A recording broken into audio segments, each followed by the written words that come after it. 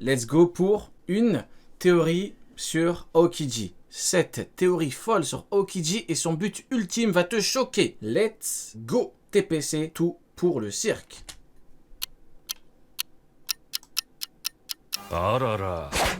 Dans One Piece, il y a plein d'événements majeurs impactant l'univers que le lecteur n'a pas eu la chance de voir, car Oda a décidé de le raconter par d'autres personnages. C'est le cas du plus grand événement qui a eu lieu pendant l'ellipse de One Piece, le combat Aokiji contre Akainu. Ce combat, je le kiffe. Dites-vous, hein. On va me dire, oui, Rio, t'abuses. Écoutez, les gars, on n'a pas vu le combat et c'est pourtant l'un de mes combats préférés. On va me dire, oui, mais non, Rio, nanana. Non, c'est l'un de mes combats préférés parce que Akainu a certes gagné, mais il a extrême diff au bout de 10 jours. Puissance équivalente. Les amiraux ont un niveau équivalent. N'a qui vont s'énerver, c'est la vérité. Shanks a fait danser Aramaki à des kilomètres, il aurait pu faire pareil à n'importe quel amiral. Oui, mais les amiraux avant, non, non, non. Extrême diff, TPC, tout pour le cirque. Pour le poste d'amiral en chef, Aokiji avait été nommé par Sengoku, mais c'est finalement Sengoku Akainu qui a obtenu le poste quel échec de Sengoku en battant chef. Aokiji. Mais oui, on n'en a jamais parlé. Mais Sengoku, cette fraude, il a recommandé Aokiji et Aokiji n'est même pas devenu amiral en chef. Quel échec. Avait été nommé par Sengoku, mais c'est finalement Akainu qui a obtenu le poste en battant Aokiji dans un combat qui aura duré 10 jours sur Punk Hazard. Cet événement a totalement changé le monde de One Piece, au point que maintenant, Aokiji, ou Kuzen de son vrai nom, serait un allié de l'équipage de Barbe Noire. Comment un ex-amiral de la marine, représentant la justice, peut se retrouver allié à des hors-la-loi? Ouais. D'ailleurs, Aokiji, il est tellement niveau Yonko que ça n'impressionne personne qu'il ait rejoint Barbe Noire. Je dis ça, je dis rien. La plupart des fans ont directement pris la piste visant à dire que Kuzen serait un espion travaillant pour les révolutionnaires, ou encore la marine et son unité Sword. Personne ne peut dire pour qui il travaille. Mais lorsqu'on s'intéresse de plus près au personnage, à sa vision de la justice et de son récit depuis... Ça ne dérange personne qu'il ait rejoint Barbe Noire parce qu'il n'est pas niveau Yonko, tout comme ça ne dérange personne que Mihawk ait rejoint Baggy parce que Mihawk n'a pas le niveau Yonko. Depuis sa première apparition, on peut mieux comprendre le chemin qu'il a décidé de mener et ainsi comprendre ce qu'il sera à la fin de One Piece. Je suis choqué. Oh là là là là là là, foutu cirque. Foutu William Kidd, je suis bien content d'avoir continué. Tout pour le cirque. Qui est Aokiji? Pour qui travaille-t-il maintenant? Et quel sera son rôle à la fin de One Piece? Nous allons répondre à toutes ces questions dans cette vidéo. Moi c'est Le Philosophe et tu regardes le premier épisode de Le Philosophie saison 2. Ce qui veut dire qu'il y a déjà plein d'autres épisodes que tu peux regarder après celui-ci. Et comme d'habitude, en fin de vidéo, ce sera à vous de voter pour le prochain personnage dont je parlerai en vidéo. Alors, foutu William Kidd. N'hésite pas à t'abonner pour ne rien louper tout en activant la cloche. Et en mettant un pouce bleu, ça m'aide énormément. Le Philosophie saison 2, c'est parti! Let's go! Aokiji est apparu pour la première fois au chapitre 303 de One Piece. Comme les autres amiraux, Oda lui Dites-vous que à chaque fois qu'on verra une image de Aokiji, c'est comme si vous voyez Kaido. a fait une première apparition. Donc là, il y a Kaido qui fait du vélo. Inoubliable. Grand Line, qui est réputée Je rigole.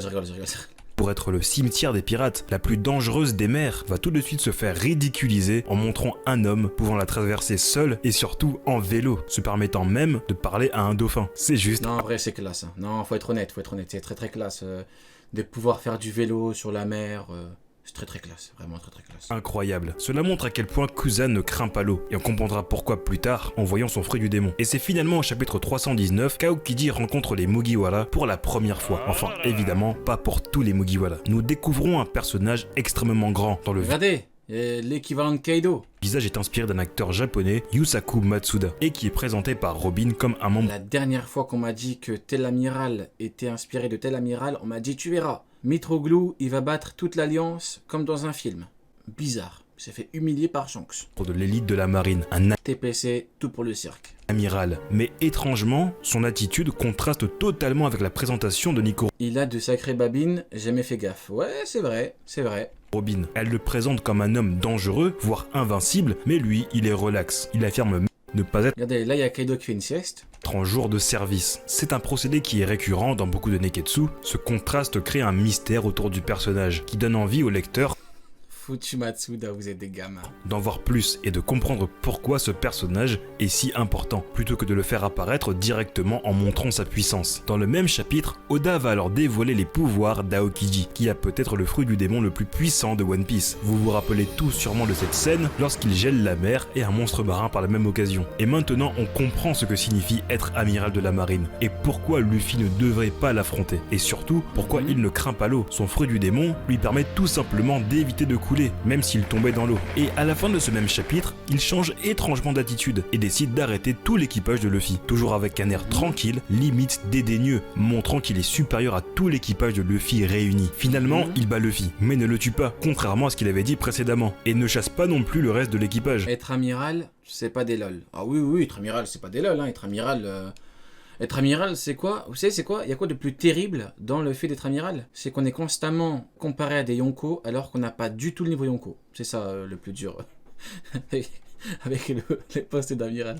Il s'en va juste reprendre tranquillement la route à bord de son vélo. Son attitude et tempérament auront changé au moins 4 fois en 3 chapitres. Cela peut paraître incohérent pour le lecteur, mais cette attitude est liée à la vision de la justice de l'amiral, qui explique tout et qui annonçait déjà ce Non, mais en fait, tout est une question de flex, tout est une question de flow, de présentation, mais à la place de Kuzan, tu mets un premier commandant, tu mets King, à ce moment-là, il fait pareil.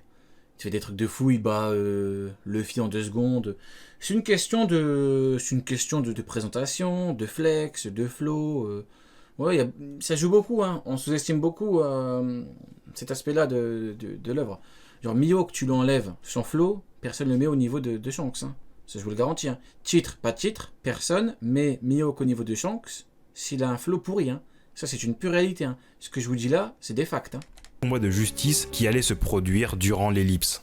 Comme le dit l'amiral lors de sa première rencontre avec l'équipage au chapeau de paille, sa devise est une justice pépère. Le thème de la justice est très souvent abordé dans One Piece, et les 3 amiraux... Non, en vrai, les amiraux, je vais encore devoir dire des facts, mais les amiraux, beaucoup les surestiment parce qu'on les a vus pré-ellipse, en fait. On les a vus pré-ellipse, donc forcément... Aokiji avec contre l'équipage, Kizaru sur l'archipel, il a battu les supernovas. Tu te dis, wow, les supernovas trop fortes. Alors qu'il les balaye, heureusement qu'il y a Rayleigh. Et Akainu, bien évidemment, il avait le rôle de méchant, donc forcément, sur Marineford, tu dis, wow, il est trop fort. En vrai de vrai, tu mets des commandants à l'époque, voilà, hein. On a bien vu, hein. Marco est arrivé, il a dégagé Kizaru, compliqué. Jose, il arrête Mihawk et tout, trop fort. Faut être honnête, hein, c'est une question. Il y a beaucoup de ça qui joue, hein. Il y a le contexte qui joue énormément. Aokiji, Akainu et Kizaru représentent... Regarde Katakuri, il a eu le rôle de boss d'arc. Vous avez vu ce qu'il a fait? Vous avez vu ce qu'il a fait, Katakuri, avec son éveil et tout? C'est incroyable, hein. Chacun une vision de la justice. Dans le cas d'Aokiji... Après, bien évidemment, je dis pas que les amiraux sont faibles, hein. Loin de là, pas du tout. Je dis juste qu'il y a une question de contexte, une question de temporalité, il y a beaucoup de trucs qui jouent. Justice pépère et sans prise de tête est en fait une justice au cas par cas, dans laquelle il juge chaque pirate et décide de ce qu'il en fait. Son attitude paresseuse et factuelle, ah mais oui. Ah oui, tout est factuel et c'est tout. Fainéante et liée c'est tout pour le cirque. Lié au fait qu'il sait qu'à chaque fois qu'il s'engage dans une mission de capture, il va devoir d'abord se prendre la tête pour juger si la personne mérite d'être exécutée. Et donc c'est... C'était pas mal ça. L'inverse de son vraiment pas mal. Hein. Slogan. Et ça, c'est un thème que j'avais déjà abordé dans ma philosophie sur Akainu. Le concept de justice des amiraux est une excuse à leurs actions, ainsi que leur personnalité. Et le meilleur moment qui illustre cela se passe durant l'arc Wara. Akainu, qui suit la justice absolue et les règles, n'a pas hésité à les transgresser pour tuer un bateau de civils dans le... Mid-Hawk. Après, c'est quoi déjà? Bon, en tout cas, il y a Mid-Goku pour Sengoku, et il y a maintenant Mid-Hawk. Le cas où un archéologue... Mid-Hawk. Voilà, Eustace Mid. Voilà. Il y a Eustace Mid et Captain Mid. Et Mid-Hawk. Log s'était caché à bord du navire des civils. Il n'avait aucune preuve et l'a fait au nom de la justice absolue. Quant à Aokiji, il était lui aussi un simple marine, on va dire, qui obéissait aux ordres. Il a même tué son vieil ami Aguar d'Isaoro. Mais après avoir vu ce qu'a fait... Ça se voit, ça l'a détruit intérieurement, Aokiji. Ça se voit que fumer Aguar d'Isaoro, ça l'a détruit, ça l'a anéanti. Ça se voit, il en pouvait plus. Il a 2 doigts d'intégrer le cirque de Baggy, là. Il en peut tellement plus les partir rejoindre Barbe Noire, carrément. Ah, il en peut plus, hein. Ah non. Akainu, lui aussi, a décidé... Non, mais la marine, c'est catastrophique, la marine. Amiro catastrophique, Sengoku catastrophique, Garp catastrophique. Le mec en profite pour tirer sur tout le monde. Tout le monde est catastrophique, tout le monde. Momonga catastrophique, Stainless, tout le monde est catastrophique, tout le monde. De faire parler sa justice en laissant s'échapper Nico Robin, lui aussi utilisant sa vision de la justice comme excuse à sa propre personnalité. De ce fait, on en vient à se demander comment des personnes qui peuvent être amenées à ignorer les règles, dans le cas d'Aokiji, laisser s'échapper un criminel. D'ailleurs, je vais être très honnête avec vous, hein. Je vais devoir dire des facts, hein. Bon, bah après là, c'est propre à chacun. En tout cas, c'est comme ça que moi je l'ai ressenti. Mais quand je vois l'affiche de cirque de Baggy, quand je vois comment Mihawk nous regarde, je vous promets que j'ai pitié, hein. Je vous promets que j'ai pitié, hein. Comment il nous regarde en dessous de Baggy. J'ai pitié. J'ai vraiment pitié de Mihawk. Je dis putain, mais t'es tombé tellement bas, quoi. T'étais le meilleur épéiste du monde, tout en haut, on t'a comparé à Shanks et tout. Tu finis dans un cirque. Ah, j'ai pitié, hein. Je suis. Promets, hein. J'ai vu, j'ai pété les plombs. Je dis, attends, mais tombé si bas que ça, Mihawk. Tu vaux pas mieux que ça. Faut que tu affiches, hein. D'Ohara peuvent être amiral de la marine. Dans le cas d'Aokiji, À tous les coups, ils l'ont envoyé Dion, hein.